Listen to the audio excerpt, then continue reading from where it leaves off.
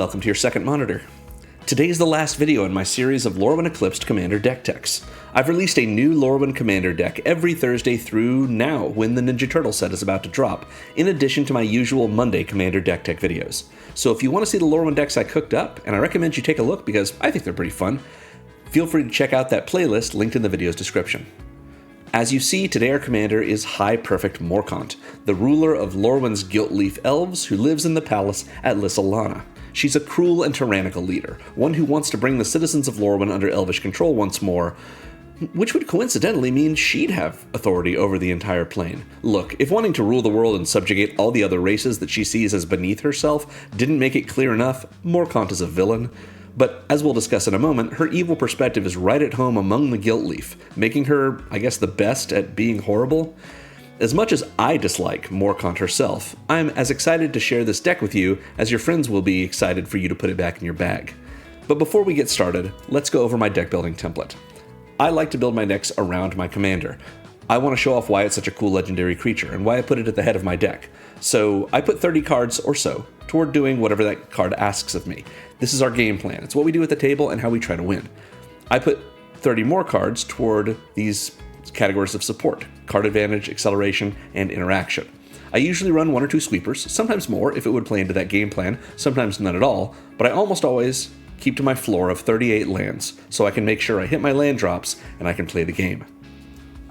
So let's talk about our commander.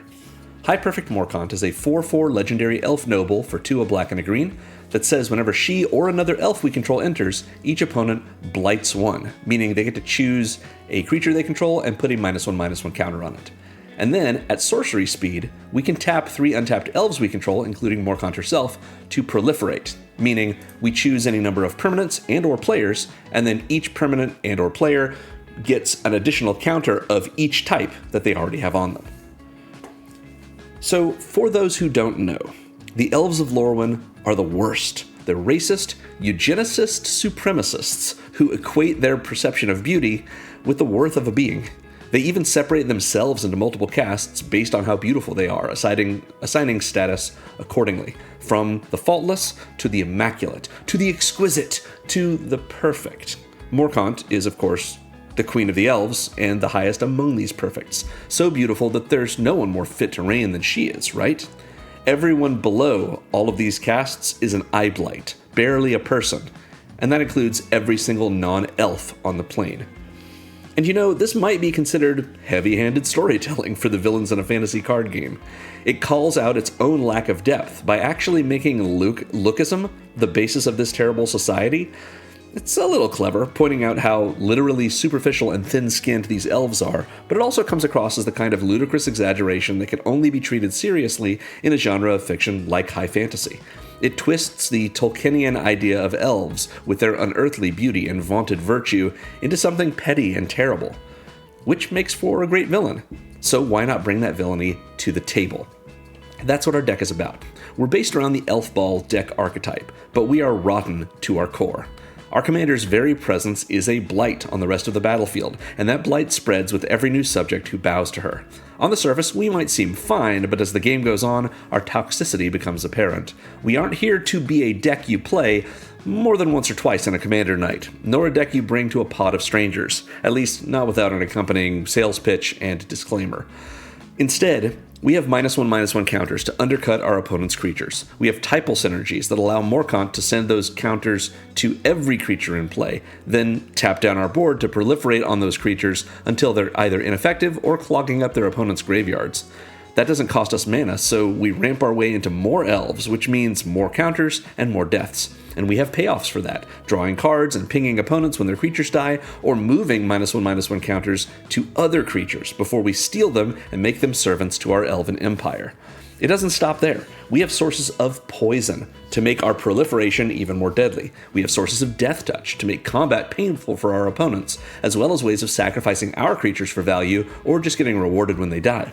We have +1/+1 counters to mock the blight our commander inflicts, as well as anthem effects that pump our cards and tokens above the size of our opponent's diminished creatures until it's plain to see that we are above them. We even have a way or two to come out of nowhere and rat the board or win the game, frustrating the table and leading to games with climaxes of despair, our hollow victory heavy on our opponent's hearts.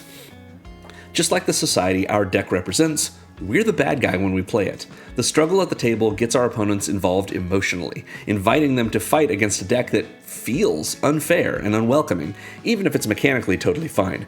We're not on a permission or stack strategy, and we're not preventing our opponents from playing Magic, but beating us does feel like an uphill campaign against an enemy that deserves to go down.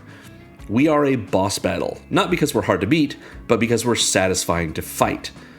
When we lose, the table cheers because justice prevails and Morcant receives her just desserts. And when we win, it's one more reason to shuffle up and try to beat us again, as evil can't be allowed to triumph in the end. But, maybe next week. Either way it plays out, in the end, everyone at the table can agree on one thing. Nobody likes Lorwyn's Elves.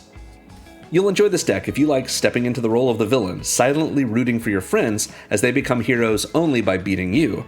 Or if you like knowing that whether you win or you lose, playing the bad guy means the game will be fun every time.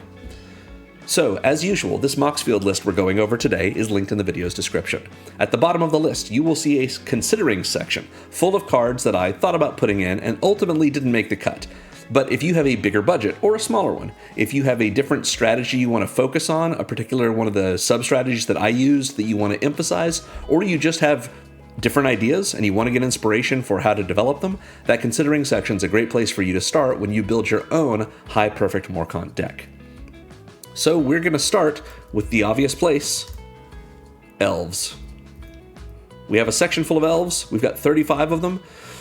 Not all of them are actually Elves, but mostly they are. Yeah, this is a section of creatures that are Elves. We do have some Elf spells that are non-creatures, but we're going to start here with our Birchlore Rangers.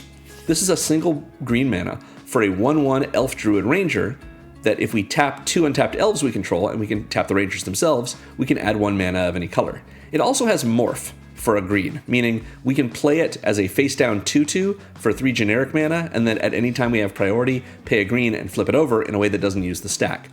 This Morph ability is not really relevant to me in this deck. What I care about is the fact that we have a lot of elves, and all we have to do is tap 2 of them to add 1 mana of any color. It sort of makes every elf into half of a Llanowar elf, but that color can be black too. And we've got a pretty good emphasis on green in our deck, but also quite a lot of black, and some of our black cards have multiple pips.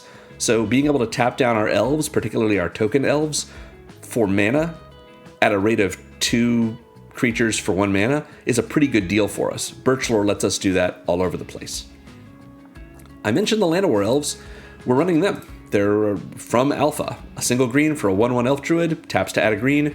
Love it. Gotta run this. I know some people also like to run, the cards that are functional reprints of this, but I started back in 1995, and I remember the Llanowar Elves from back in the day with the Ensigmatic art. These days, I run the Dominaria 2018 art, but yeah, I'm always going to go to the actual Llanowar Elves if I have the option to. Virulent Emissary is next. This is from Lorwyn Eclipsed. It's another elf for a single green. It's a 1/1, but this time it's an assassin. It has Death Touch, and whenever another creature we control enters, we gain a life. So it's an Essence Warden, or a Soul Warden, if you want to think of it in terms of white.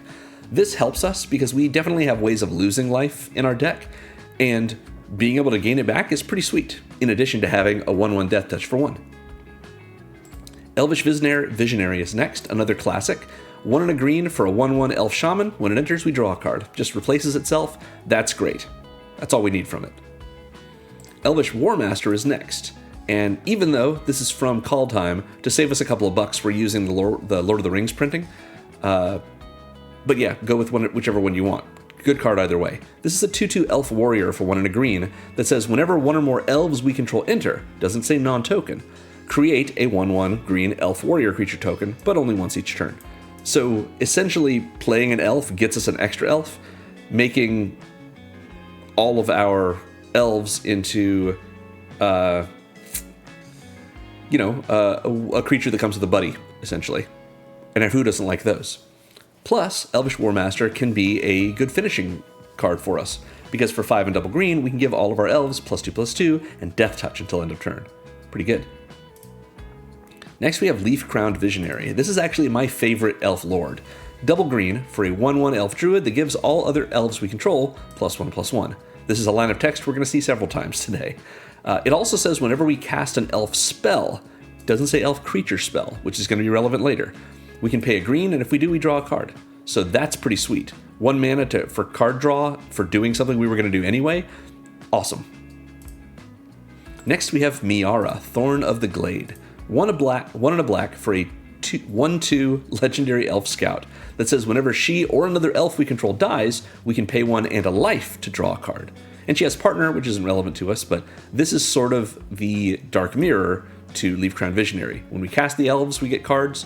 When we see the elves die, we pay that mana and a life and draw a card. So yeah, either way. Next, gotta love Priest of Titania. Love this card. Incredible Rebecca Gay art. They put it out in Modern Horizons 3. Very good. 1 and a green for a 1/1 elf druid. Tap to add a green for every elf on the battlefield. That means everyone's elves, not just ours.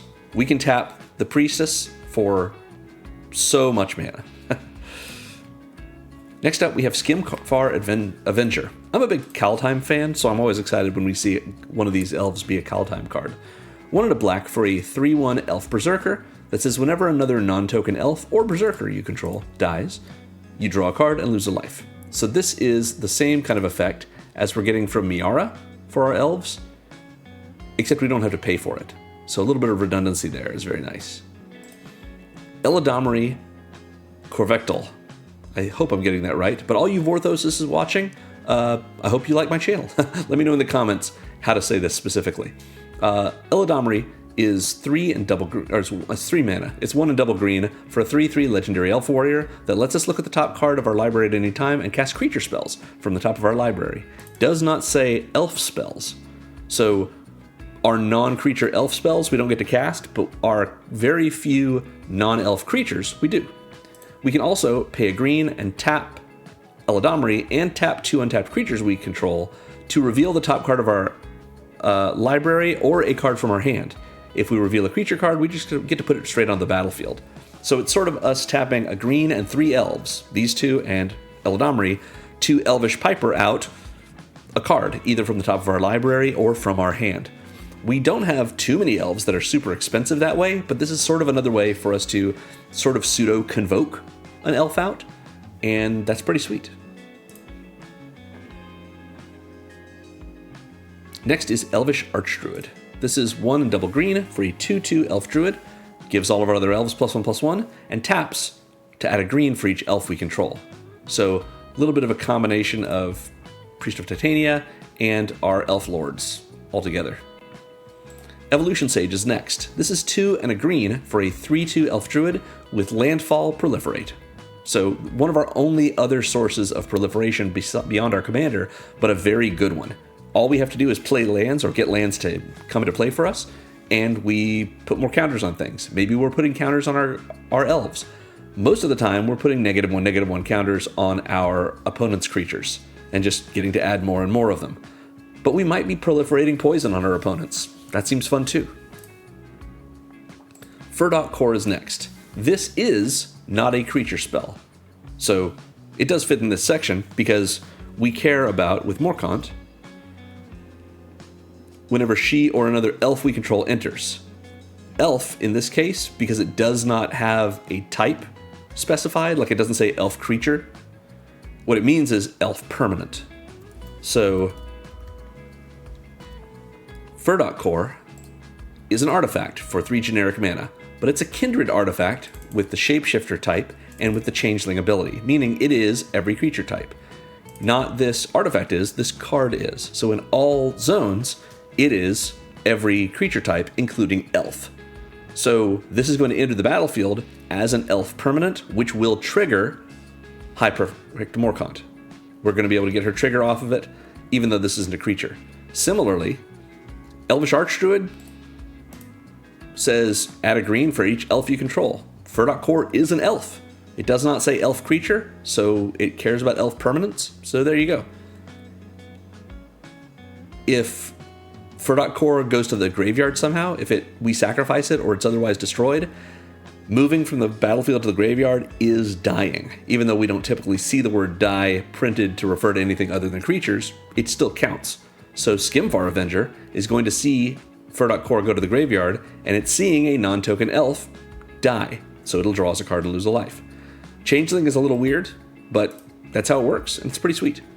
In any case, Furdok Core is a manalith. It's a 3-mana artifact that taps to add 1 mana of any color. That's good for us for acceleration, but we can also pay 4 mana into it to make it a 4/4 artifact creature until end of turn.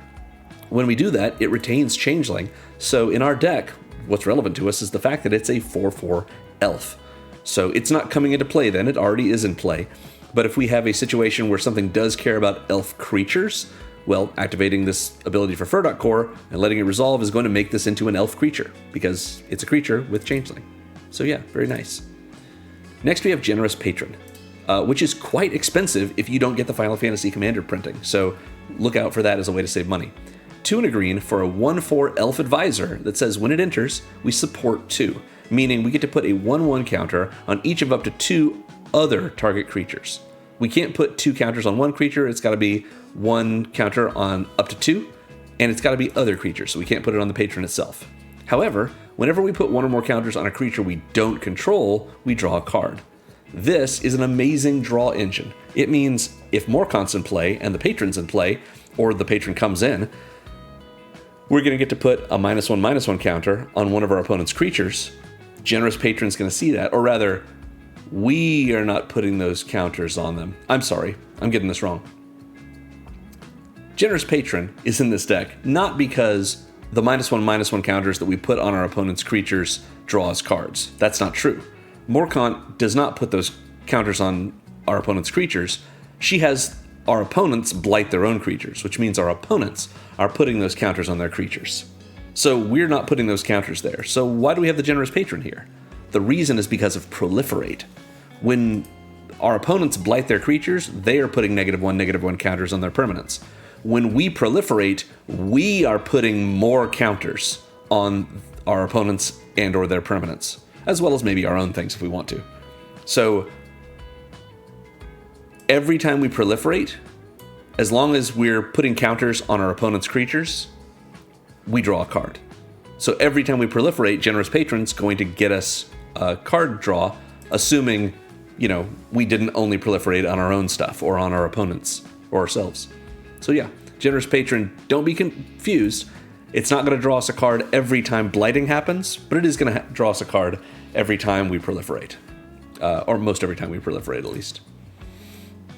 Next up is Glissa Sunslayer. This is 1 a black and a green for a 3/3 legendary Phyrexian zombie elf with first strike and death touch.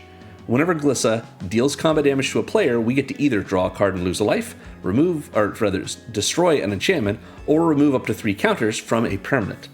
So this last ability is not likely to come up for us, although it's fine if we want to trim down a creature that has a lot of +1/+1 counters on it, or maybe someone's running the new Abigail and we want to take off some ability counters like flying or first strike, that kind of thing.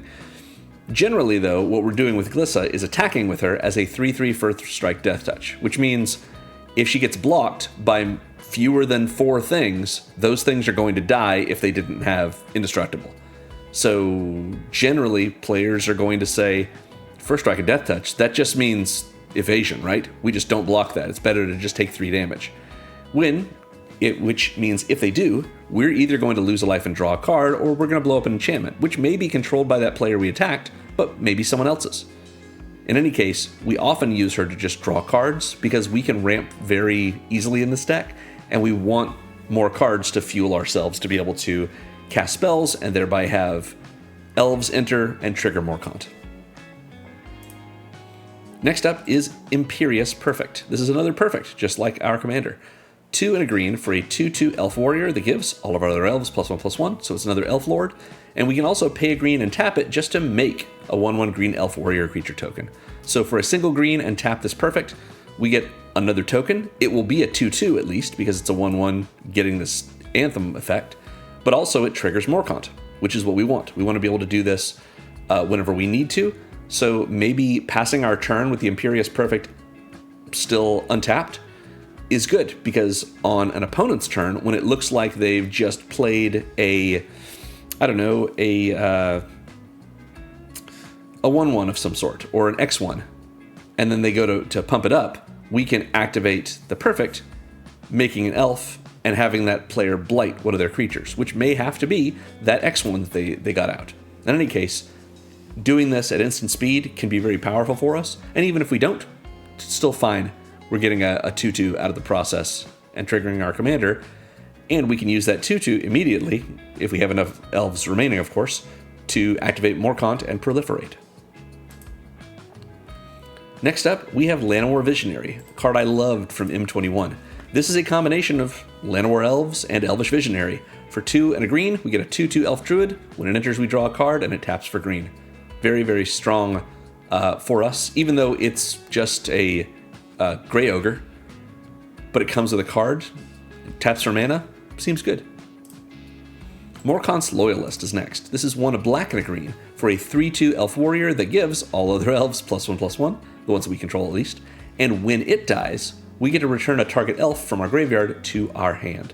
So we get to regrow an elf when this dies. That seems pretty good. We're going to be doing a lot of attacking with this deck because we kind of want our elves to die, since we have so many payoffs for that. So Morcant's Loyalist is no different, but it's fine if we want to hold this back just to keep getting the Lord effect from it. Realmwalker is next. Realmwalker is not an elf. It's 2 and a green for a shapeshifter. Oh, but it has changeling, so it is an elf. In every zone, this is an elf just like all of our creatures that have the word elf printed in their type line. And since this has this ability, as it enters, we choose a creature type. In our deck, of course, we will choose elf.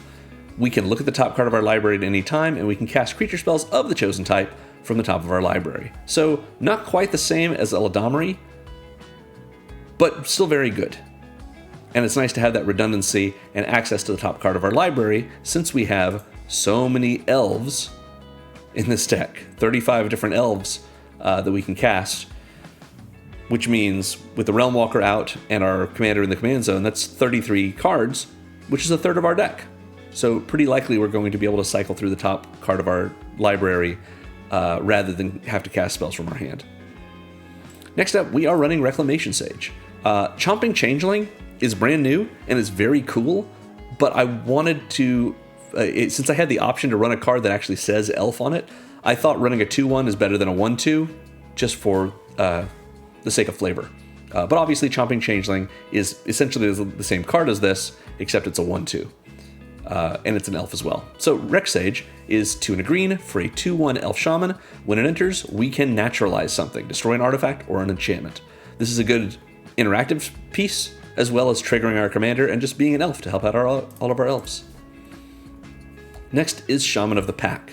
Shaman of the Pack is 1 a black and a green for a 3/2 Elf Shaman that when it enters, target opponent loses life equal to the number of elves we control. Not superlative early in the game. Later in the game, this could kill people. We might have 10, 15, 20 different elves in play, and our opponent has no creatures because we've blighted all of them into oblivion. Shaman of the Pack comes in, and one of our opponents loses a bunch of life. Pretty good. Trommel Seymour's Butler from Final Fantasy Commander is next. 2 and a green for a 2/3 Legendary Elf Advisor that has all of our other non-token creatures enter with an extra 1/1 counter on them. We can also pay 1 and tap Trommel to proliferate a number of times equal to the number of non-token creatures that entered this turn. Again, do that every turn. Just pay 1, tap Trommel, and we get to proliferate, which doesn't just proliferate the 1/1 counters that we're putting on our non-token creatures, but also all of the blight counters, the -1/-1 counters that our opponents have put on things. Trommel is a great repeatable source of proliferate, just like our Evolution Sage, for example. Next, we have a Beast Whisperer. 2 and double green for a 2/3 Elf Druid. Whenever we cast a creature spell, we draw a card. This is on cast, so it doesn't actually have to hit the battlefield, meaning we'll draw that card, then it will come into play and trigger Morcant. But yeah, just a nice way for us to keep making our creatures cantrip for us. Champions of the Perfect is similar to the Beast Whisperer. 3 and a green for a 6/6 Elf Warrior that says as an additional cost to cast the spell, behold an elf and exile it, which means we either indicate an elf that we have in play already, an elf we control, or we reveal an elf card from our hand. Either way, whichever one we've chosen, an elf in play or an elf card in hand, we exile it. It does say an elf, and so therefore an elf card. So it could be Furdok Core if we wanted to, or our Changeling, Realmwalker. Either way, we have to get rid of something in order to play Champions of the Perfect, either a card in hand or an elf in play. It can, however, be a token elf in play, and when it gets exiled, it's just gone forever, but it still counts as beholding it and exiling it then. And Champions of the Perfect says whenever you cast a creature spell, draw a card. So this is an easier to cast, bigger Beast Whisperer. It just requires us to behold and exile an elf in order to do that. And when this leaves the battlefield, if the exiled card remains in exile, if it wasn't a token, let's say, it just goes back to its owner's hand. Seems good. Next up is Immaculate Magistrate. This is 3 and a green for a 2/2 elf shaman that if we tap it, it puts a 1/1 counter on an elf or on a creature for each elf we control. So this makes one creature very big and continues to do that every turn. We can do this to one of our elf tokens, making it something that our opponents aren't able to ignore, but if they have to use a removal spell on it, it feels bad for them because they're having to use, a real card to get rid of a token that we're easily able to replace. We're not able to replace how big it is, but Immaculate Magistrate can keep tapping every turn and making our things bigger and bigger and bigger. Lathril, Blade of the Elves, also a great elf ball commander, but not quite as mean as Morcant. 2, a green, and a black for a 2/3 legendary elf noble. Notably, this is the only other elf noble in the deck besides our commander. And Lathril from Kaldheim is actually a goddess now, I believe. God of the Elves. Anyway, she has Menace, and whenever she deals combat damage to a player, create that many green elf warrior creature tokens. So Lathril would also be something pretty great for us to build up with our own counters or our Anthem effects. And she gets in evasively with Menace, so that we're likely to be able to do damage to our opponent and make a bunch of elf warriors. And then we can tap Lathril and 10 untapped elves we control to make each opponent lose 10 and us gain 10. This is a nice alternate win condition for us. If we have enough elves and our opponents have gotten down low enough, we might be able to just win this way. Being able to do this at instant speed, very strong. But oftentimes, we're going to be using our mini elves. If we've got 10 untapped elves, that means we can activate Morcant 3 times and Proliferate 3 times, which is adding 3 additional -1/-1 counters to anything that already has them, and +1/+1 counters to any of our stuff that does. Lys Alana Huntmaster is next. This is one of our best token generators. 2 and double green for a 3/3 elf warrior. Whenever we cast an elf spell, so this is on cast, we can create a 1/1 green elf warrior creature token. Just keep making elves every time we cast our elves, double up on our elves. Seriously, guys, look at all these freaking elves. Next up, from Throne of Eldraine, is Oakhame Adversary. 3 and a green for a 2/3 elf warrior that costs 2 less, so just 1 and a green, if an opponent controls a green permanent. Doesn't have to be, there's no other restrictions on that, it just has to be a green permanent. That does not, however, count lands that produce green, unless those lands have been given a color, because lands inherently are colorless. Oakhame Adversary has Death Touch, and Curiosity. When it deals combat damage to a player, we draw a card. So, similar to what I said earlier, a 2/3 with Death Touch, sure, they can block this if they feel like it, but a lot of the time, unless they have tokens to throw away, or they care about their creatures dying, most people are willing to take 5% of their life as damage, rather than lose a creature in the process, even if it would deny us this creature. And if they do, or if they choose not to do that, we draw a card. Next is Poison Tip Archer, one of my favorite elves from M19. Not favorite from M19, just one of my favorite elves entirely, and it is from M19. So this is a 2/3 elf archer for 2 a green and a black, with reach and death touch, that says whenever another creature dies, each opponent loses a life. It does not say non-token, and it does not say you control. This is anyone's creatures. It could be creatures dying in a combat between opponents A and B. They could be, one could be attacking the other, they could be blocking, things are dying all over the place, and when they do, Poison Tipped Archer drains each of our opponents for 1. Love this card. Next up, from Baldur's Gate, it's Shadowheart, Dark Justiciar, sorry. and a black for a 3/4 legendary human elf cleric, with the ability for us to pay out 1 and a black and tap her and sacrifice another creature, and we can draw cards equal to that creature's power.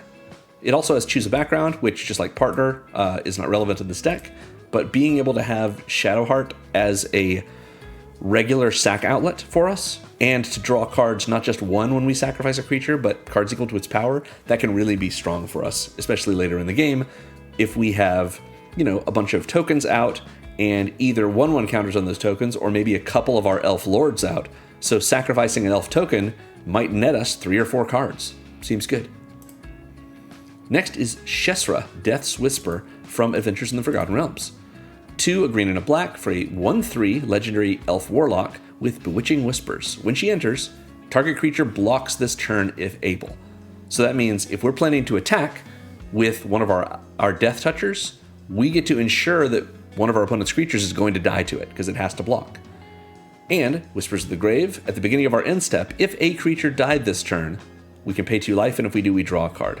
This is really why Shesra is in the deck, because we want to make sure things are dying at least 1 creature on each of our turns, so that we can get our benefits from it. We have a bunch of payoffs that do this. Shesra is a great one. 2 life to draw a card when something has died. It's pretty good. It's also if a creature died. It doesn't have to be something of ours. Next, another Call Time card. This is 3 and a black for a 2/5 elf cleric named Skimfar Shadowsage. When it enters, we either have each opponent lose an amount of life equal to the greatest number of creatures we control that have a creature type in common. 3 guesses as to which creature type we're going to use. That's right, it's elves. Or we gain that much life. Generally, Skimfar Shadowsage is here to do a one-time impression of Lathril. It's going to come in and drain our opponents for, 6 mana, or 6 life rather, 8 life, 10 life, 15, 20 life. Hopefully we can play this later in the game and just kill people with it. Next, from Foundations, we have Wardens of the Cycle.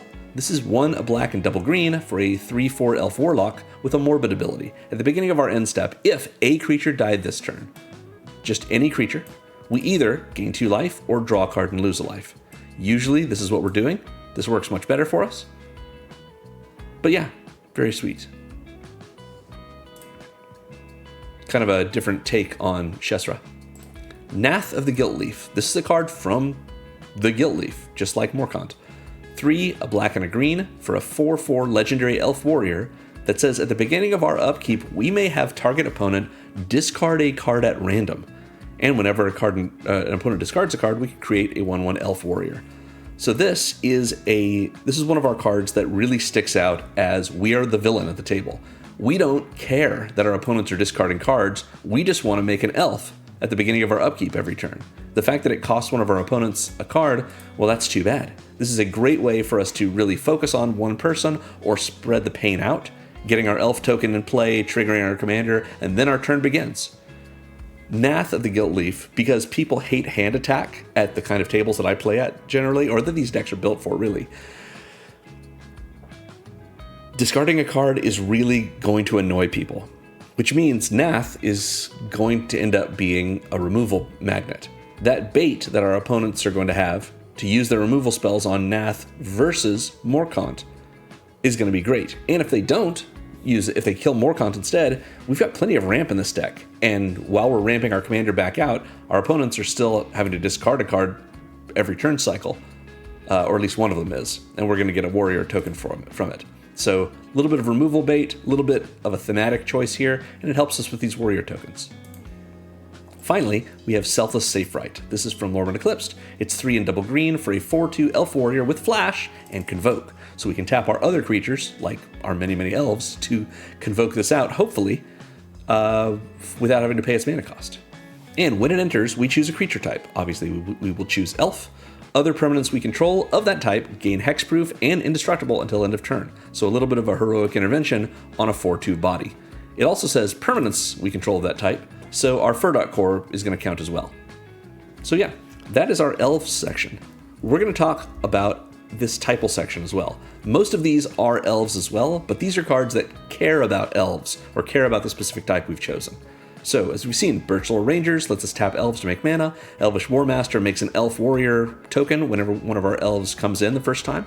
Leaf Crown Visionary lets us draw cards by paying green when we cast elf spells. Miara lets us draw cards when we pay mana and life when our elves die. The Priest of Titania taps for mana based on the number of elves we have. Skimfar Avenger does a Miara impression. Elvish Archdruid also taps for mana based on the elves we have. Imperious Perfect, well, it makes elves, but the Perfect and the Archdruid are both lords, as is the Leaf Crown Visionary, helping out all of our elves.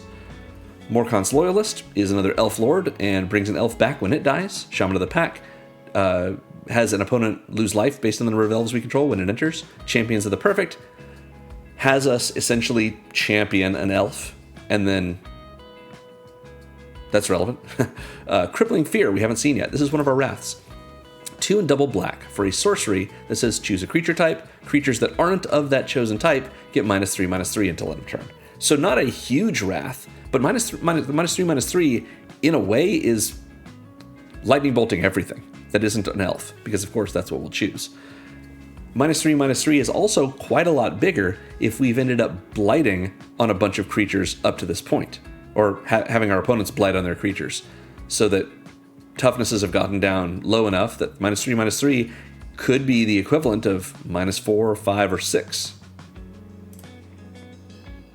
Herald Unites the Elves is next. This is a saga from Kaldheim. 2, a black and a green for a saga. If you haven't seen sagas before, the way it works is when this enchantment enters, we put a lore counter on it and we trigger the first chapter ability. At the start of our next main phase, we'll put another lore counter on it and trigger the next ability.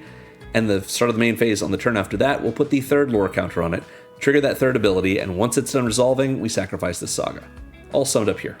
So, when it first comes down, we mill 3 cards, and we can put an Elf or Tyvar card from our graveyard onto the battlefield. We're not running any Tyvar Planeswalkers on this deck, although you certainly could. They would be a good addition to it. It notably does not find the Tyvar Desparked creature cards, because they don't have the Tyvar type. Just worth noting. We're generally going to be putting an elf into play. So this is not just recurring an elf, because it's something that might have died from us already, but it kind of draws us an elf, because we might be milling an elf that we really want, and that's what we put in our hand. Or rather, onto the battlefield. So yeah. Next chapter is we put a 1/1 counter on each of our elves. Seems good. And whenever, for the last chapter, an elf we control attacks this turn, one of our opponent's creatures gets -1/-1 until end of turn. So that's not a counter, but it's a creature for each elf. We get a trigger for each of the elves that we have attack. So we could kill a bunch of creatures with this if we have a whole lot of elves attacking, especially on top of those -1/-1 counters that we've gotten our opponents to blight their creatures with, thanks to Morcant. We've seen Lathril. Lathril lets us tap elves to drain our opponents for 10, and of course makes elves. Lissalana Huntmaster makes elves for us whenever we cast elf spells. Skimfar Shadow Sage drains our opponents or gains us life based on the greatest number of creatures we control of a common type. Selfless Safe-Right lets us choose a creature type and essentially heroic intervention all creatures of that type. Vanquisher's Banner is a 5-mana artifact that we choose a type for it as it enters. Of course, we choose elves. All of our elves then get +1/+1, and whenever we cast a creature spell of the chosen type, we draw a card. Which means if we cast Furdock Core, we won't draw a card, because it is of that type. It does have the elf type, but it is not a creature spell. If we cast Realm Walker, however, Realm Walker is a creature spell and has Changeling, so it is a creature spell of the chosen type, so we'll draw a card off of that for Vanquisher's Banner. Finally in this section, we have Tristan's Command. 4, a black and a green for a sorcery that is a kindred sorcery. It's elf. So this is another spell that we would cast that is an elf spell. It's just not going to make an elf permanent for us. It is itself not a permanent spell, so worth noting. Like, if ever we cast a creature spell of the chosen type with Vanquisher's Banner, Tristan's Command is not that, because it is not a creature spell. But if Lissalana Huntmaster says whenever we cast an elf spell, Tristan's Command counts. Even though it doesn't have Changeling, it is a kindred spell that has the elf type. So this will trigger Lissalana Huntmaster and make us an elf token. I know it's kind of weird, but that's how Kindred works. So this command for 6 mana lets us choose 2 of the following. Create a token that's a copy of target elf we control. That's pretty good. Find our best elf in play and make another one, as long as it's not legendary. Return 1 or 2 permanent cards from our graveyard to our hand. Permanent cards means we can get lands back from this if we happen to have milled them somehow, or we might be able to get 2 elves back. 1 or 2 means we have to get 1 or we have to get 2. We can't choose this mode and get 0, but why would you? We can destroy a creature or enchantment. That's pretty great. Hitting creatures with this is good, and being able to get enchantments as well is all right. Or creatures target player controls get +3/+3 until end of turn. Untap them. This is a little frustrating because we would need to have tapped them before combat in order for this untap to be relevant alongside the +3/+3. But we can certainly give all of our creatures +3/+3 and then attack with them. And if we had tapped them for any reason, like maybe we tapped them to activate a mana ability, like with our Elvish Archdruid, tapping for green mana, and we put that green mana toward Tristan's command. Or, more relevantly for this deck, we might tap as many creatures as we can in groups of 3 to proliferate all the -1/-1 counters Morcant has put on those creatures. Then we cast Tristan's command to give all of our creatures +3/+3 and untap them, and we swing in, and we're doing good. So that is our Typal section. That's a lot of cards already, and that makes up most of our game plan. We have several sections that supplement that game plan, but before we get to those, let's talk about these 3 categories of supporting our game plan. Let's eat our vegetables, starting with our card advantage section, which as usual I have tagged as draw just as a shorthand. It doesn't necessarily mean all of these cards do the action of drawing us a card. It just means these cards give us access to more cards that we can use. Starting with Skull Clamp. For a single generic mana, we get an artifact equipment that equips for 1 and gives the equipped creature +1/-1. But wait, what if we do this on one of our 1/1 tokens? Wouldn't it die? It would. And whenever the equipped creature dies, we draw 2 cards. So Skull Clamp is sort of like an artifact that says, pay a mana and sacrifice an X1 to draw 2 cards. It's not actually sacrificing it, we're paying that mana to equip it, but then that X1's going to die and we're going to draw 2. So if our tokens aren't getting pumped up too much, they exist for us to turn them into cards with Skull Clamp, and it's a pretty cheap rate to do so. The only thing to know about this is if they are getting pumped up, well, maybe we need to put the Skull Clamp on something anyway and swing in with it and let it die. Again, that's something we want to happen in this deck. We want to let our creatures die so that we can get our death triggers from it, and we want to push that damage as well. So if they're not willing to take our 3/3 elf token that's been pumped up by 2 Anthem effects and see us turn it into a 4/2 and swing in with it, well, then we're doing 4 damage to them, which is 1/10 of their life. That's pretty good. Elvish Visionary, of course, comes in, draws us a card. Leaf Crowned Visionary lets us draw cards when we cast elf spells and pay a green. Miara and Skimfar Avenger both let us draw cards, sometimes for paying mana and sometimes for losing life, or both, I guess, when our elves die. Eladamri lets us cast spells off the top of our library or ramp things out from our hand or the top of the library. Generous Patron, every time we proliferate, when we're putting more counters on our opponent's creatures, we draw a card. Glissa Sunslayer, one of the things we can do when she does damage is lose a life and draw a card. Growing Rites of Itlimoc is next. This is 2 and a green for a legendary enchantment. A little more expensive than the cards I mostly like to put in decks like this, but at this price point, this is not super expensive, and it's a card that's good in many, many decks, so you could put it in a different deck too. So when Growing Rites enters, we look at the top 4 cards of our library, we can reveal a creature card from among them, and put it in our hand, and put the rest on the bottom in a random order. Meaning, it's not drawing us a card, but it is putting a new card in our hand when it comes in, unless we just don't see any creatures, and sometimes you whiff. That's alright. It also says at the beginning of our end step, if we control 4 or more creatures, transform Growing Rites of Itlimoc into Itlimoc Cradle of the Sun.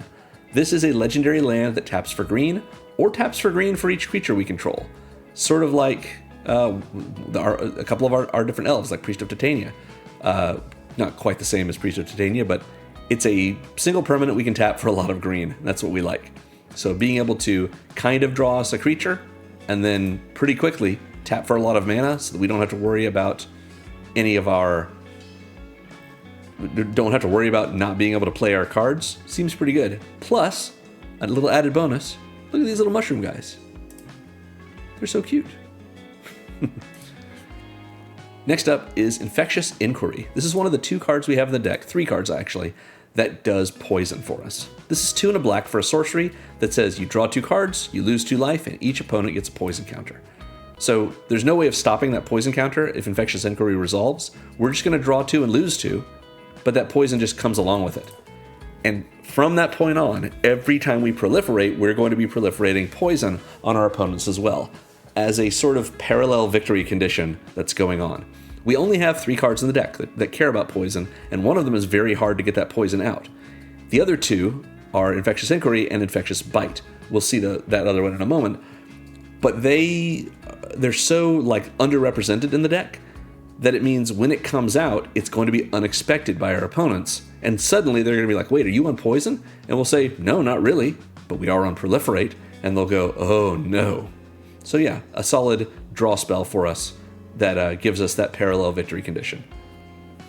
Llanowar Visionary, we've already seen, draws us a card when it enters. Realm Walker, just like Eladamri, lets us see the top card of our library, and we can cast creature spells from the top as long as they are elves, since that's what we choose. Beast Whisperer and Champions of the Perfect both let us draw a card whenever we cast a creature spell. Herald Unites the Elves has us mill 3 cards and then put an elf from our graveyard onto the battlefield. That's not just regrowing a card, like I mentioned. It might be one of the ones we milled, so it's sort of like we've drawn it, and it's directly onto the battlefield. Massacre Girl Known Killer is next. She's one of our few non-elf creatures. She's a 4/4 legendary human assassin for 2 and double black. She has Menace, and all of our creatures, when she's out, have Wither, meaning they don't do damage to other creatures in the form of marking damage on them. They put -1/-1 counters on those creatures. So even if our creatures die in the process, the defending creatures, if they survived, retain those -1/-1 counters, and they're there for us to proliferate later on. In addition, whenever a creature an opponent controls dies, if its toughness was less than 1, draw a card. What that means is, if we have an opponent's creature that's a 3/3, and then we attack with a 2/2, they block with a 3/3, our 2/2 dies, but our 2/2 had Wither because Massacre Girl was in play. So that 3/3 is now a 1/1. It's got 2 -1/-1 counters on it. If we then proliferate, it'll get an additional -1/-1 counter. It will die as a 0/0, and when it dies, its toughness was less than 1, so we draw a card. Now this can be a little annoying if we have to mix up actual damage with -1/-1 counters, which is why Massacre Girl makes it easy for us and gives all of our creatures Wither. They don't do regular damage, they only do damage in the form of -1/-1 counters. So a great way to synergize with what we're doing in our deck and to reward us with cards when our opponent's creatures die, which they will be doing a lot.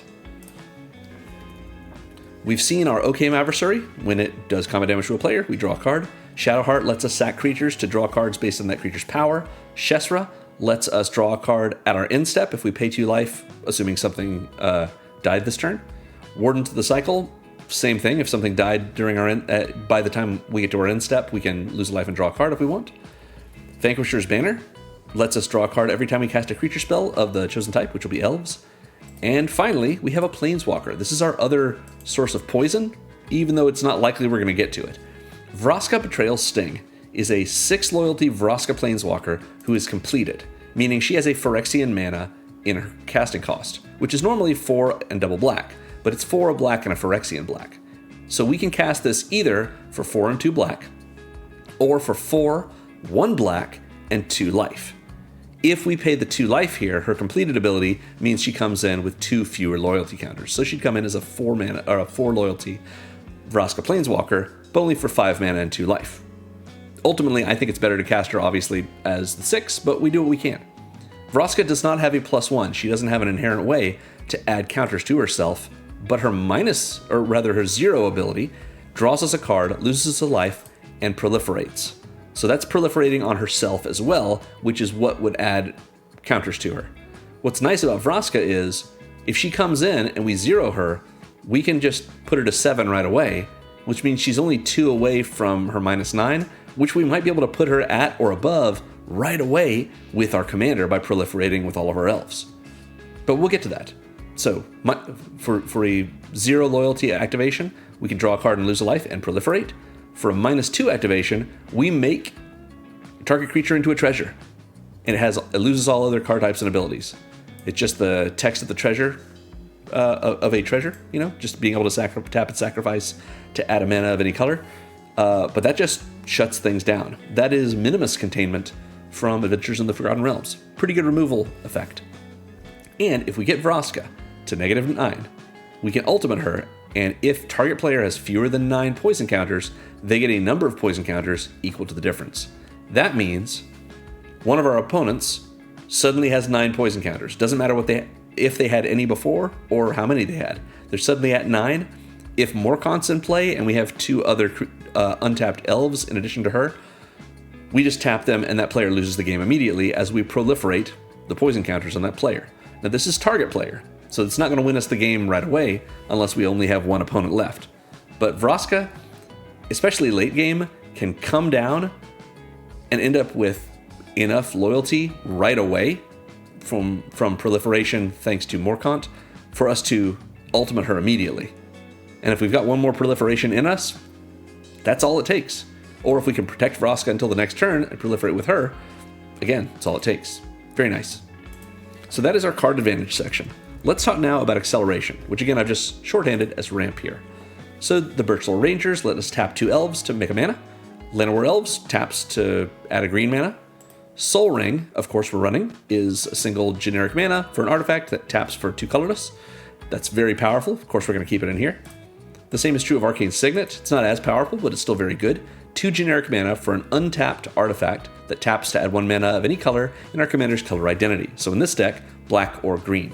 This is an untapped mana rock for 2. That's really strong. We should have a couple more of those. Oh look, we do. We'll talk about those in a minute.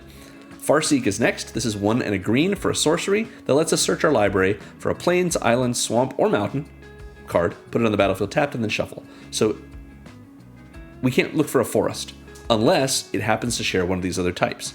And we are running 2 dual-typed lands that are both forest and swamps. So we can find those with Farseek and put them on the battlefield tapped. Now one of those comes in tapped no matter what. Another one, our Tango land, might not. So if you wanted to upgrade Farseek to Nature's Lore, that's a good option for you. Or you could also run just Rampant Growth, but Rampant Growth these days is like a dime different in price from Farseek. There's like cheaper Rampant Growths, I assume, but yeah, not that expensive for Farseek, which is a little bit better, and gives us the option of either getting one of our basic swamps or one of our dual-type swamps. So yeah, it's a nice Rampant Growth for us. Golgari Signet is next. This is 2 generic mana for an artifact that if we pay 1 into it and tap it, it taps for a black and a green. So we're tapping 2 mana sources, whatever we're paying into it with, and Golgari Signet itself, to get 2 mana. So it's not like it's really ramping us a huge amount, but it is fixing our mana in the process, and it's a 2 mana untapped rock. We just need something to pay into it in order to activate it at all. It's pretty good. On the other hand, we have Talisman of Resistance. This is 2 generic mana for an artifact that taps for colorless, or it taps for black or green if we're willing to let it do a damage to us. This is very, very strong. It means that it's an untapped rock for 2 mana that adds colorless mana, and we're usually going to use it for that. If ever we need to use this for black or green, it's worth taking the damage, because that means the only reason we're using it for black or green is because doing so is the difference between being able to cast a spell in that turn or not. So paying an extra 1 mana like surcharge to be able to cast a spell when the alternative is having to wait till the next turn, 100% worth it. Even if this deals several damage to us over the course of the game that we don't even regain, totally worth it because it lets us play more Magic. That's what we are here to do, and that's what Ramp is here to give us. So yeah, Talisman is great. Eladamri is in this section because when we activate his last ability, we're revealing a creature card from our hand or the top of our library and putting it directly onto the battlefield, rather than having to pay for it. So kind of ramping it out. Elvish Archdruid is here because, for the same reason as Priest of Titania, they both tap for a bunch of green for us. Verdant Core is a manolith, so it, of course, ramps us. Growing Rites of Itlimoc can flip into Cradle of the Sun, which ramps us, taps for a lot of green. Llanowar Visionary also taps for green. And Binding the Old Gods is one of my very favorite sagas. Incredible, incredible Victor Adame Minga's art. This is an actual photograph of a real wood carving that he did. It's so gorgeous. Anyway, love this card. 2 a black and a green for a saga that says, Chapter 1, destroy target non-land permanent an opponent controls. Just solid, almost unconditional destruction removal for 4 mana. Great. Then, we search our library for a forest card, put it on the battlefield tapped, and shuffle. That is sort of like Farseek Forest, except it's a forest. And it's sort of like Nature's Lore, except it comes in tapped, so it's kind of its own thing. But at least it rampant growths us for a forest, which means we can get one of our dual-typed forests if we still have it in the deck. That's pretty good. Final chapter is all of our creatures gain Death Touch until end of turn. Usually when I run this in my decks, this doesn't really come up that much. In this deck, when we're going so wide, this can be an enormous way to blow out our opponents and to trigger a bunch of death triggers that we care about very much. So that is our acceleration section. Let's talk about interaction now, which again, I've shorthanded to removal. Collective Resistance is the first one. This is 1 and a green for an instant with escalate 1 green, meaning we choose one or more mode from it, and for each mode we choose beyond the first, we pay an extra green. So it's 1 and a green to do one of these, 1 and triple green to do all of them. We can either destroy an artifact, destroy an enchantment, or give target creature hexproof and indestructible until end of turn. So it is naturalize for 1 more mana if we do want to do both, but regular naturalize if we don't. Or we can use it as a protective spell, giving one of our creatures, like our commander, who is so annoying to our opponents, hexproof and indestructible until end of turn. And if we've got the mana for it, we might as well protect our commander from whatever spell they're using, and pump some more mana into this to blow up their other stuff, just as a sort of retributive thing. That's something that jerks would do. We're the villain in this case, so let's be a jerk. Infectious Bite, I mentioned earlier. This is 1 and a green for an instant that is just Rabid Bite. One of our creatures deals damage equal to its power to a creature we don't control at instant speed. That's Rabid Bite. But Infectious Bite means each opponent also gets a poison counter, so it starts the poison chain going. Tear Asunder is next, card I love for green-black X decks. This is 1 and a green for an instant that exiles target artifact or enchantment, so it's already better than Naturalize. But it has Kicker for 1 and a black, meaning we can pay a total of 2 a black and a green for this. And it's kicked. If it is kicked, it instead exiles a non-land permanent instead. So we're paying 2 a green and a black for this, which is the same cost as Binding the Old Gods, and we're blowing up a non-land permanent, except we're exiling it instead of destroying it. The flexibility of Tear Asunder is just very strong for us. Nice. Glissa is a removal spell because she's a 3/3 first strike death touch. No, I mean, that kind of does remove some things, but because one of the things she can do is destroy an enchantment. And there are certain permanents that if they lose all their counters, they just go away. So maybe that too, but really the enchantment thing is why she's in this section. Putrefy is next, and you don't have to run the Strixhaven Mystical Archive printing, but I love them all and they're so good. So 1 and a black and a green for an instant that destroys an artifact or creature, and it can't be regenerated. There is a new version of this coming out in the Ninja Turtles set. I don't remember what it's called, but it also seems pretty good, especially because regeneration isn't as relevant as it used to be. But, I mean, it's Putrefy. Come on, we gotta run this. Reclamation Sage enters and blows up an artifact or enchantment. Binding the Old Gods enters and destroys a non-land permanent an opponent controls. Herald unites the Elves. Lets us put -1/-1 counters on our opponent's creatures whenever our elves attack during the 3rd chapter. So that can easily become a removal effect. Tristan's Command can destroy a creature or an enchantment. And Vraska, with her -2, can make a creature into a treasure and have it lose all of its other types and abilities. So that's a good way of removing it as well, especially someone's commander. So that is our interaction section. We have a section with some wraths. One of which we've already seen. It's Crippling Fear. Lets us give all of the creatures on the battlefield that aren't elves, because that's what we're going to choose, -3/-3. But we also have Flourishing Defenses. Flourishing Defenses doesn't seem like a wrath initially, but with our commander out, it is. And this card might be a way we just win the game. It's very annoying. For 4 and a green, we get an enchantment that says, whenever a -1/-1 counter is put on a creature, we may create a 1/1 green elf warrior creature token. What that means is, if Morcant is out, or rather, if, let's say, Flourishing Defenses is out first, and then we play Morcant.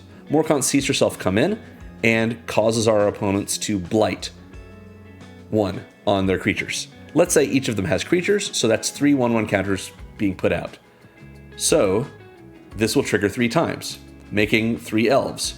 Each of those elves is going to trigger Morcant, causing each of our opponents to put another counter out, which will be 3 more elves. This will continue until every creature that we don't control is dead and our board is littered with elf warriors. This will even kill indestructible creatures, because indestructible creatures still die if they have a toughness of 0 or less.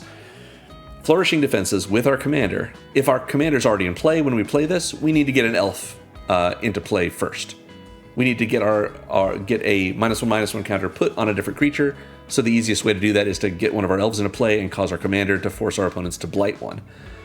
But when we have this loop up, it's not exactly a 2-card combo. It only is if Morcant comes out second. But it's just really annoying. And it starts this process that results in all creatures that we don't control dying every time one of our elves comes into play. So this is a game-ending card, essentially. It's not just a board wipe, it's a repeatable board wipe that gives us an inordinate number of elves. And it's 5 mana, which is a lot less mana than Craterhoof Behemoth. So I mentioned at the top, during the heart of this video, that this is an annoying card. If our opponents don't have a way to deal with it, or can't remove, Morcant or remove Flourishing Defenses in response to some of these triggers, then yeah, the game is over for them. And that's fine. Sometimes you draw a card, you have the mana for it, and it ends the game. That's how Commander goes, that's how Magic goes. This is an annoying way for it to happen. And so if our opponents don't want to be annoyed this way, it's their job to defeat us. That is how we do this. Interestingly, though, I'd like to point out, just as a little note, Lorwyn Elves have horns, but those horns only have thorns on them when it's the Shadowmoor side of themselves. This seems like something that would be a Lorwyn Elves thing, but it's actually Shadowmoor. Anyway, so Flourishing Defenses, again, pretty annoying. If you want to play a more fair Elf Ball deck, or a less... this is not unfair, to be fair. To be clear, this is not an unfair card or unfair interaction. But it sure doesn't feel that way. So if you want to take this out, you sure can, but this deck, you could have a much stronger Elf Ball deck than this. I feel like this is appropriate for the combination it has with our commander. It's just, yeah, make sure your opponents have removal, or they're going to be hurt. So that is our section of Wraths. Let's talk about our supplemental sections now, starting with our Payoffs. These are cards that give us a reward for doing the things we want to do anyway, which for the most part is putting counters on our opponent's creatures or having things die. Blowfly Infestation can actually blow up in our face. So this is 2 and a black. For an enchantment, this is whenever a creature dies, if it had a -1/-1 counter on it, we put a -1/-1 counter on target creature. So this is a great way for us to trigger our patron and draw cards, since if we have one of our opponent's creatures die, we get to be the one to put the -1/-1 counter on something, rather than having them blight, which is them putting the counter on it. However, this does mean if a creature dies and there's no other creatures on the battlefield, and the creature that died had a -1/-1 counter on it, we have to put a counter on one of our creatures, because it does not say you may put a -1/-1 counter on target creature. Or if an opponent has Shalai, well, not the best example. Let's say they're running a Shalai Voice of Plenty deck with a Swiftfoot Boots on it, so all of their creatures have hexproof. Well, then we don't have any valid targets to hit with Blowfly Infestation other than our own creatures. So yeah, Blowfly Infestation can make us put counters on our own creatures, which might actually be fine, because we do care about sometimes our creatures dying. But yeah, it's the usual use for this is whenever we see an opponent's creature die with a -1/-1 counter on it, we put not the same number of -1/-1 counters, just one, but we get to put that 1/1 counter on whichever target creature we choose. Assuming there are valid targets for us that aren't our own creatures, this is only upside for us. I didn't put this in the interaction section, even though it can certainly remove things and then trigger itself again, simply because it's so conditional. Generous Patron, as we've seen, lets us draw cards whenever one or more counters, whenever we put one or more counters on creatures we don't control, which could, and usually is from Proliferation, but it could be from Blowfly Infestation. It's possible. Or it truly could be from supporting. If we want to put +1/+1 counters on opponents' creatures, we sure could, and then draw cards. Necroskidder is next. This is 1 and double black for a 1/4 elemental with Wither. It's got Wither the same way that Massacre Girl gives to all of our creatures. It says whenever a creature an opponent controls with a -1/-1 counter on it dies, we can return that card to the battlefield under our control. So this is a trigger that happens at the same time as the one from Blowfly Infestation. So imagine our opponent's creatures dying.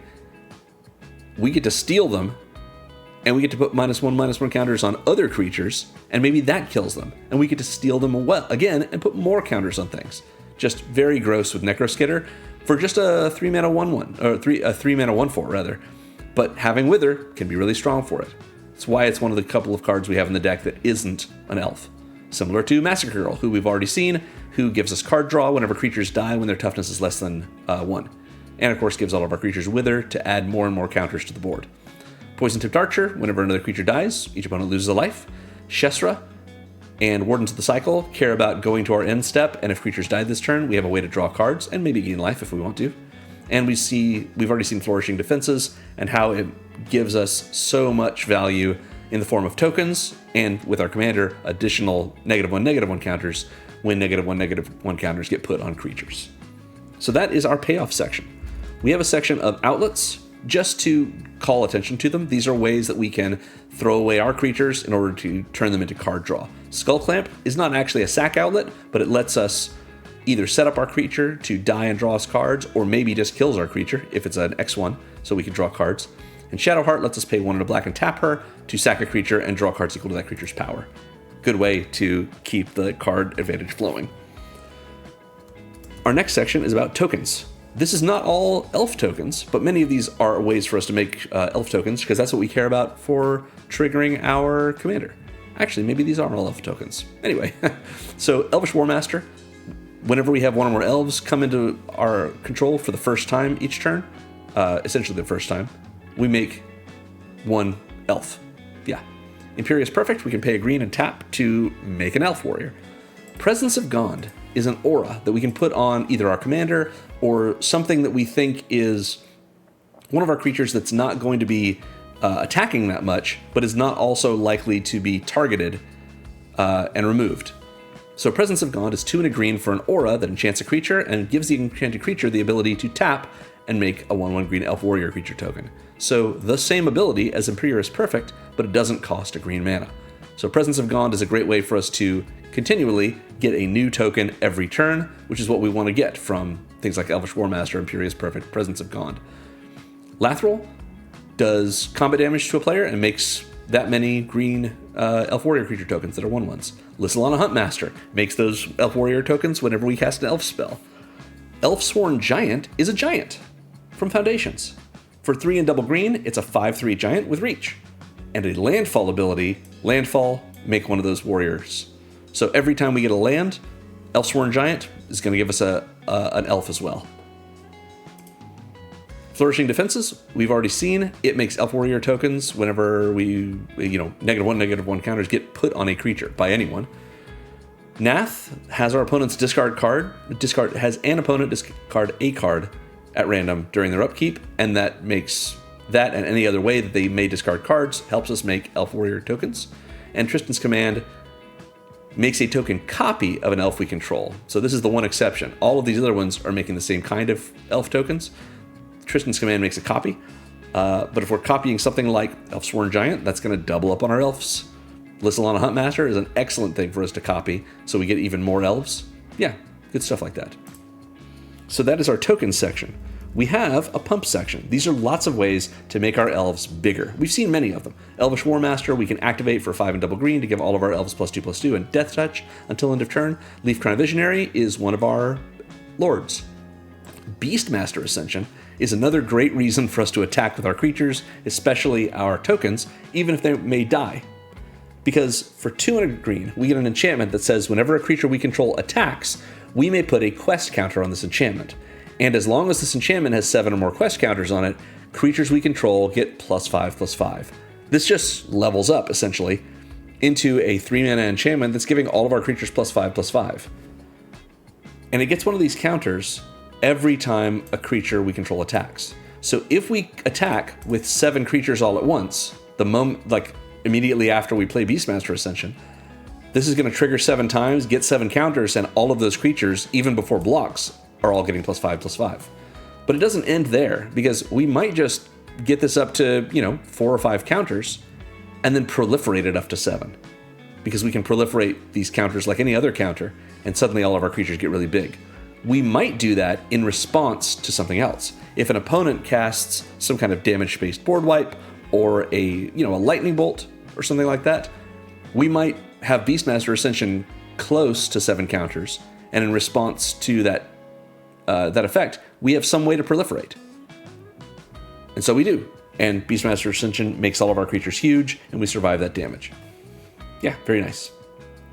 Elvish Archdruid is an Elf Lord. Generous Patron puts 2 counters on some creatures when it first comes in. Imperious Perfect and Morcant's Loyalist are both Elf Lords. Trommel has our non-token creatures enter with a 1/1 counter. Herald Unites the Elves puts a 1/1 counter on all of our elves as Chapter 2. Immaculate Magistrate, we can tap to put a number of 1/1 counters on one of our creatures, or on one of any creatures really, for each elf we control, which is a nice way, if we really wanted to, like maybe this is the only elf we have in play, other than Generous Patron, we could tap the Magistrate to put 2 counters on an opponent's creature, and then draw a card off of that. That's a great way for us to do something politically. Just say, hey, if you leave me alone for a turn cycle, I'll pump up one of your creatures with a bunch of counters. And they'll say, wow, what do you get from that? It's like, well, I'll get to draw a card, but like your thing will be really big, and you just ignore me for a while. We can be friends. And they'll say, oh, good, friends. And that's the way they learn not to trust elves. Vanquisher's Banner is another Anthem effect, like all of these Elf Lords, and Tristan's Command, its last ability, or last option, is +3/+3 and untap all of our creatures. So that is our pump section. We have a little bit of Proliferate. We've seen all of these. Beyond just our commander, which is doing most of our proliferation, Evolution Sage lets us proliferate when we have landfall. Trommel lets us proliferate when we activate him, and we get to proliferate multiple times based on the number of non-token creatures that entered under our control this turn. And Vraska, her 0 loyalty ability, can draw us a card, lose us a life, and proliferate. That's the proliferation section. We have a protection section as well, which is right here. Collective Resistance can give a creature hexproof and indestructible as one of its modes. Selfless Safe Right gives all of our creatures of the chosen type hexproof and indestructible, which we've seen we have a few creatures that aren't elves, but most of them are. And we also have the Swifties. Swiftfoot Boots is 2 generic mana for an equipment that equips for 1 and gives the equipped creature hexproof and haste. Haste is fine for the things that we care about with attacking, but really we're trying to put these on Morcant so that she's not going to die from targeted spells and effects. So yeah, hexproof here is worth paying 2 and equipping for 1, and it just sits around. If she does get killed, we can put it right back on her. Pretty good. That is our protection section. We do have a recursion section as well. Morcant's Loyalist, when it dies, we get to return an elf card from our graveyard to our hand. Elf card. So we could get Furdok Core with this, or even Tristan's Command. Herald Unites the Elves. When we for Chapter 1 mill 3, we don't have to take an elf from the cards we milled and put it back into play. We can take a creature that died. And of course, Tristan's Command lets us return 1 or 2 target permanent cards from our graveyard to our hand. So a little bit of a regrowth, or double regrowth, I guess, there. So that covers all of the spells in our deck. As usual, we're going to go over our land base now, starting with our basics. We're running 23 basics. There are plenty of other, more expensive cards you could run in this land base to make it a more functional, or not more functional, but like a smoother deck, but just much more expensive. You could also run some more typed duels that just come in and are typed duels. That's fine. We're not really desperate for things like that since so much of our ramp comes from our elves. So it's fine to run all of these basics. We are more heavily green than black, and the mix is different than what it appears to be here. Like, we could cut a couple swamps and add more forests, and it would be about accurate. But I like to keep things closer to this balance here for this deck, simply because we have so many things that require black, especially our commander. We want to make sure early in the game we're not lacking for the color we need. So even though our color balance, which we can see right here, 71% green and 37% black, it looks like our mana production is lopsided toward black versus green, and it is, but that ends up being good for us based on the kind of spells we're casting. I think it's fine. But of course you could tweak it just like anything else with these basics. So we're running the Bicycle land for our color combination. It's Festering Thicket. This is a tap land that is a swamp and a forest. So we can find this with Farseek, because Farseek can find a swamp and put it into play tapped. Well, this comes into tap anyway, and it's a swamp, but it's also a forest, so it gives us access to green mana if we need it when it untaps. So a nice tap land, but it also has cycling for 2 generic mana, meaning we can pay 2 and discard it from our hand to draw a card. So this is something we might do later in the game when we no longer need a lot of mana and we happen to draw this, we just draw a different card off of it. But early on, or when we need to ramp for it, this is usually my number one choice for a targeted, go find a sort of a targeted rampant growth effect that can find non-basics, which is of course Farseek. This is my first go-to since it already comes in tapped. So yeah, that's Festering Thicket for us. If you wanted, you could upgrade this to Overgrown Tomb, which is a shock land. Also dual typed, also comes in tapped, but you can pay a little mana to untap it. It won't give you the cycling ability, but overall a little bit better, just a lot more expensive. Woodland Cemetery is our check land for this. It is a dual land that taps for black or green, and comes in tapped unless we control a swamp or a forest. We have 25 cards on the deck that are swamps or forest. These forests, these swamps, Festering Thicket, and our Tango land that we'll see in a moment. So adding things like Surveil lands and shock lands is only going to make that number go up. So Woodland Cemetery costing 68 cents for a land that's likely to be an untapped dual in our deck is pretty great. Now you could upgrade / side grade this toward a Deathcap Glade, which is a slow land. It comes in untapped as long as there are 2 other lands of any sort in our control.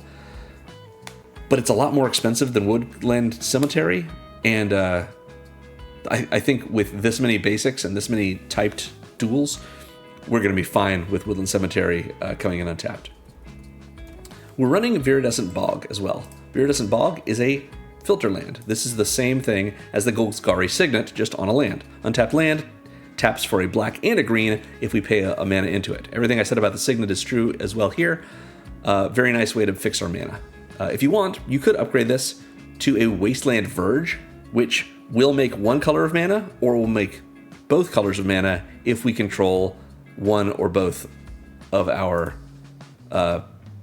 basic land types. So the Verges are pretty good, but also pretty expensive.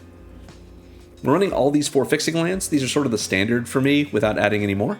Command Tower is an untapped dual for us. It's a same text as Arcane Signet on an untapped land. So it makes black or green. Of course we're going to run that. We would run this if it was tapped, and we are, which is Path of Ancestry. This is a land that enters tapped, has the same text as Command Tower and Arcane Signet, but when we use its mana to cast a creature spell that shares a type with our commander, we scry 1. This deck, including our commander, has 35 elves in it. The only other noble we have is Lathril, which is also an elf. So 35 of the cards in our deck are going to give us a scry, including our commander. So that's worth having a tapped land for both of our colors. Yeah, very nice. We are running Myriad Landscape. This is a tap land that taps for colorless, or we can pay 2, tap and sack it to search our library for up to 2 basic lands that share a type. So in this deck, either 2 swamps or 2 forests. Then we put them on the battlefield tapped and shuffle. So it's sort of a double rampant growth, just they have to be the same basic type. So even though this land comes in tapped, we have to pay to activate it, and the lands refined come in tapped. That means we've made 1 land drop and gotten 2 lands into play. So this is technically ramp in our mana base. It's just very slow ramp. So worth running. If you would rather run Blighted Woodland, it's a good alternate. It does not have this line, but it costs 3 and a green tap and sack to activate. And you can also find 2 basics that are different types. But for the most part, it's pretty similar, but it comes in untapped, so it can tap for mana right away, but it costs a lot more to crack. So yeah, Myriad Landscape or Blighted Woodland, both are fine. We're also running Temple of the False God. I know this is not everyone's favorite land, but it's very good for the kind of decks that I build generally. And in a deck like this that has so much acceleration, yeah, it's totally fine. This is an untapped land that taps for 2 colorless, but only if we control 4 other lands or more. So 5 or more lands, including itself.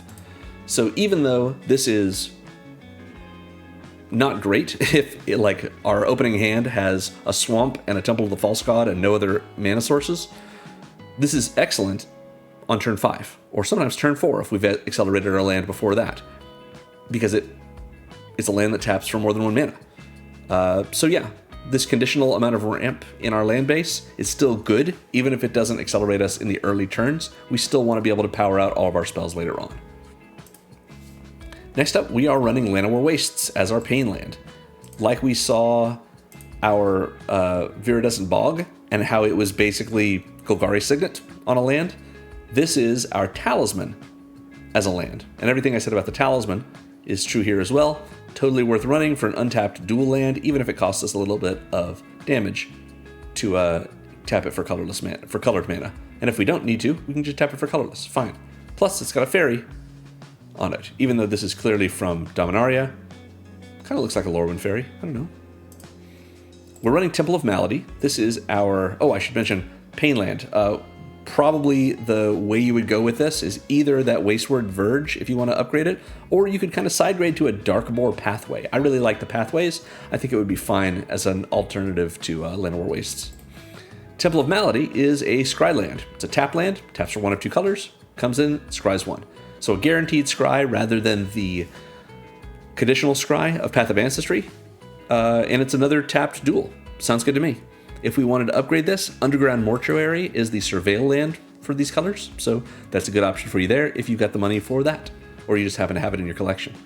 And we are running Vernal Fen, one of the more recent Tango lands introduced in Edge of Eternities. This is a swamp and a forest, just like our bicycle land, so it taps for black or green, and it comes in untapped unless we control 2 or more basics. So if we get this into play, and we've got 2 basics in play, of which we, again, have 23 in the deck, pretty likely we're going to be able to get this as an untapped duel. Seems very good. Similarly to that bicycle land, though, if you wanted to upgrade this to a shock land, to an overgrown tomb, that would be totally fine. Finally, we are running these 5 utility lands. In the decks that I build, for the kind of tables that these decks are sort of meant for, people frown pretty heavily on land destruction.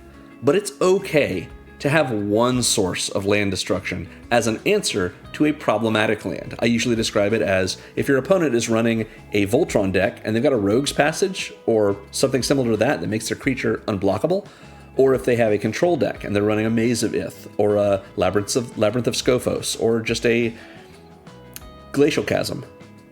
Anything that's empowering their game plan a lot or depowering our game plan is fair game, because that's what makes it a threat. So we have an answer for that, and that's Demolition Field. It taps for colorless after coming in untapped, or we can pay 2 tap and sack it to destroy a non-basic that an opponent controls, and that opponent then gets to search their library for a basic and put it on the battlefield untapped. And so do we. So neither we nor they are down a land, and we've dealt with the problematic land. So totally fine to have an answer for that, because it's not really land denial, or it's not mana denial if you want to think of it that way. It's just forcing them to have a less problematic land that they're able to tap. And they can tap it right away, so what are they complaining about? Grim Backwoods is next. This is a untapped land, taps for colorless, or we can pay 2, a black and a green, and tap and sack a creature to draw a card. Tap this and sack a creature to draw a card. So a nice way for us to keep up our getting rid of our creatures to draw cards theme and keep our hand full of things. Karn's Bastion is next. This is one more source of proliferation for us, an untapped land that taps for colorless, or we can pay 4 and tap it to proliferate. a pretty nice rate for us. It's the same as like a Contagion Clasp, but in our land base, so the cost of inclusion is very low. And this could be the difference between life and death if Vraska's gotten into play somehow, maybe. Oran Reef the Vastwood is next. This is a tapped land that taps for green, but we can also tap it to put a +1/+1 counter on each green creature that entered this turn. An excellent way for us to get a whole bunch of elves out, especially tokens, and make them all bigger. But we could also, although this is a bad idea in this deck because it's kind of counter to our plan, but it's something we can definitely do. Politically, we could say, hey, opponent, you're running green. You just played a bunch of creatures. Would you like me to tap my Oran Reef and put counters on all your creatures? In exchange, will you leave me alone for like 2 turn cycles? Or will you help me out with your, I don't know, your group hug stuff that you're doing and focus on me? They might be thrilled for that, especially knowing that we're running a -1/-1 counters deck. And then, on the next couple turns, we have them blight a bunch of times, which eliminates those +1/+1 counters, since -1/-1 counters and +1/+1 counters cancel each other out. It will take us a little bit more time to get 1/1 counters on them, but in the process, they're not bothering us because we made a deal with them. We didn't make a deal that we wouldn't bother them. So, not likely that we're going to be doing this on an opponent's creatures rather than our own, but pretty nice to be able to do on our own. And, having options and being tricky, that's what this deck is about. Finally, we have Skimfar Elderhall, another Kaldheim card. This is a tap land that taps for green, or we can pay 2 double black and a green and tap and sack it, and up to 1 target creature we don't control gets -2/-2 until end of turn, and we make 2 of our green 1/1 Elf Warrior creature tokens, but only at sorcery speed. This is very unlikely that it's going to come up. It's nice to have as an option, though. Maybe we get to kill something, make a couple of elves and kill some more things, double blight from our commander. Yeah, seems like a lot of fun. But yeah, just nice to be able to see an elf Typal card with incredible Johannes Voss art, my favorite Magic artist, or one of my favorites at least. Yeah, probably my favorite. So yeah, love the Elder Hall. And that sums it up. Starting next week, I'll be releasing new TMNT Commander decks every Thursday through mid to late April when the Secrets of Strixhaven set drops. So let me know in the comments if you'd like to see a specific commander or deck style. And also let me know in the comments what you thought about Lorwyn Eclipsed. And maybe the commander decks even that I built for it. So thanks for watching, everyone. Remember to like and subscribe. Make sure you ring that bell if you want to be notified whenever I post a deck. Yeah, that should do it all. So remember, magic is fun. You should play more Magic.